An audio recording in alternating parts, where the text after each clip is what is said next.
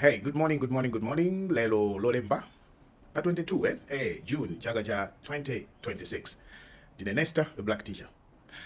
Update, Iran akuluakulu.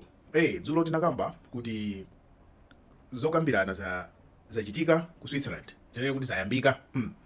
Vice President JD Vance waku America anapita. Ndi nthumwi zina kumeneko. Iran iso inatumiza nthumwi zake. Nthumwi za Iran zinali akuluakulu aja. A speaker a nyumba ya malamulo, foreign affairs minister, ndi government spokesperson. Onse anthu atatu amene amalankhula kulankhulira dziko la Iran, anali kumeneko. Ndi anthu aja anafika nditu alowa mulumu. Prime Minister wa Pakistan ndi amene amapanga coordinate zokambiranazi. So anali kumeneko. Kunalinso nthumwi za ku Qatar zinalinso kumeneko. Ndiye atafika atolankhani ali pamene paja. Aku Iran aja analowa mulumu muja. Koma sanafune kuti ajambulidwe limodzi ndi aku America atayima limodzi yayi. Ndiye amalowa kupereka moni kwa Prime Minister wa ku Pakistan. Nthawi yomwe ngopereka moni kuchokapo. Ncholinga choti asajambulidwe ali limodzi ndi aku America. Anyway, maziwa ma optics chifukwa Iran ili very careful ndi zithunzi maposi zopita pa internet. Ndiye zokambirana zija zinayambika ndithu kanyumba komada. Koma zitayambika kanyumba komada, mukumbukire kuti Iran dzana inalengeza makamaka kuzera kwa asilikali a IRGC analengeza kuti atsekaso Strait of Hormuz. Chifukwa chimene amati atsekera Strait of Hormuz chidali choti Israel ikupitirizabe kumenyana ndi Lebanon. Osati kumenyana ndi Lebanon, kumenyana ndi Hezbollah ku Lebanon. Ndiye Israel sinasiyebe akupitirizabe nditu kumenyana ndi Hezbollah. Ndiye Iran inalengeza, IRGC analengeza kuti atseka Strait of Hormuz. Mukumbukira? Ndiye Donald Trump sizinasangalatsa ya. Okay? Ndiye Donald Trump kumayambiriro amapanga blame Israel. Ngati mukumbukira bwino, Vice President plus Donald Trump onse wanalankhula ndithu zodzudzula Israel. Mpaka Vice President JD Vance analankhula zinthu zodabwisa chifukwa anayuza Israel kuti sikuti mavuto ena aliwonse kapena problem ina iliyonse solution yake ndikupha anthu yayi. Statement imene ina yopya kuti kuchokera kwa America kudzudzula Israel. Kuti sikuti problem ina iliyonse solution yake ndikupha anthu yayi. Which is true.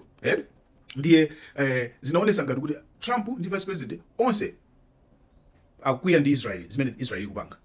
Komano dzana lija Hezbollah inapanga attack asilikali a Israel. Adaona kuti okhanga ndi Israel America sali modzi ya.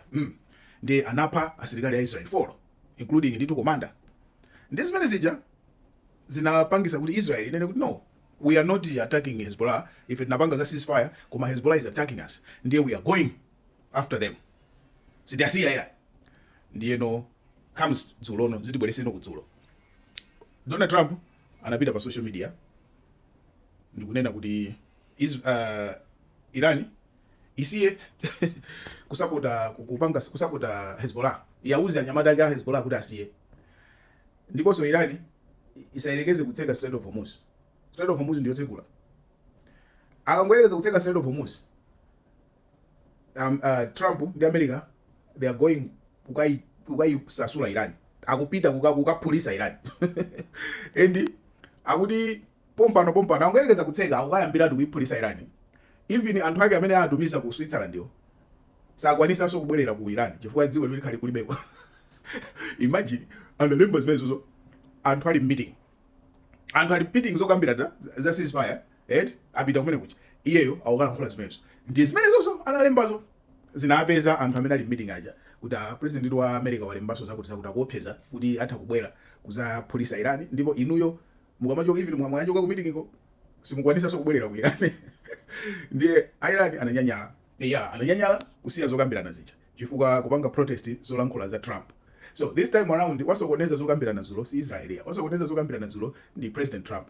Vice President wake analankhula very diplomatic kuti akubwera kuzakambirana zonse kuyembekeza kuti zipitirira akambirana chanchani.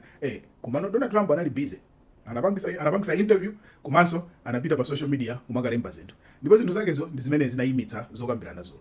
Padakali pano mmene ndikupanga video iyi sitikudziwa kuti zitatha bwanji chifukwa maripoti ena amanena kuti awo apanga boycott koma adakali komweko sanachoke. America aso sanachoke. Iran yo akukambirana ndi akata kuyesesa kuti abwerere apitirize zokambirana.